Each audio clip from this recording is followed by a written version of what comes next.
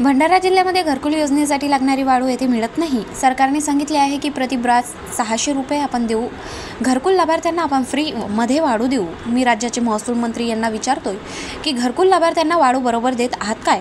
भंडारा जिल्ह्यामध्ये वाळूघाट व डेपो बंद आहेत आणि सर्व काम बंद झालेले आहेत। गोंदिया जिल्ह्यामध्ये डेपो चालू असून 9 ब्रासची वाळू दिली जाते। 5400 रुपये घ्यायला पाहिजे, मात्र पावती 22,000 रुपयांची दिली जाते। डेपोमध्ये एक ट्रकचे वरचे पैसे 30,000 रुपये घेतले जात आहेत। मग घरकुलकरिता सर्वसामान्य लोकांना वाळू मिळत नाही।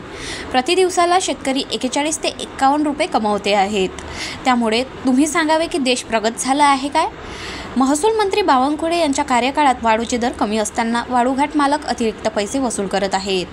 तो पैसा चालला कुठे, असा प्रश्न खासदारांनी महसूल मंत्री चंद्रशेखर बावनकुळे यांना विचारला आहे। भंडारा जिल्ह्यामध्ये घरकुलासाठी लागणारी रेती इथं मिळत नाही। आज गव्हर्नमेंटनी सांगितलं आहे का प्रति ब्रास 600 रुपये रेती आपण देऊ, घरकुलांना फ्री मध्ये देऊ।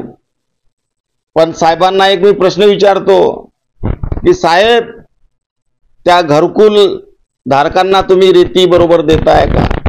आज भंडारामध्ये घाटच चालू नाही, डेपो चालू नाही आणि सगळे काम बंद झाले आहेत। आम्हाला छोटासा घर पाहिजे राहण्याकरता, पण त्याच्यासाठी रेती उपलब्ध नाही आहे। गोंद्याचे डेपो चालू आहेत, तुम्ही पावती देता, 9 ब्रासची तुम्ही पावती दिल्या, 9 सकट 54, 5400 हे तुम्ही घ्यायला पाहिजे साहेब। तर त्या पावतीवर 22,000 रुपये तिथं लिहिले आहे साहेब, कुठला पैसा आहे? आणि तुम्ही त्या डेपोवर गेला तर वरचे 30,000 रुपये एका ट्रकच्या मागे घेताय साहेब।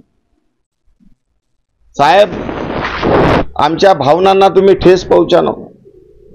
आज शेतकरी हवालदिल झाला, ठीक आहे आम्ही बालिश आहोत, पण विचार करा साहेब, प्रति दिवसाला जो शेतकरी 41 ते 51 रुपये फक्त कमवतो, खरंच आपला देश प्रगत झाला आहे का?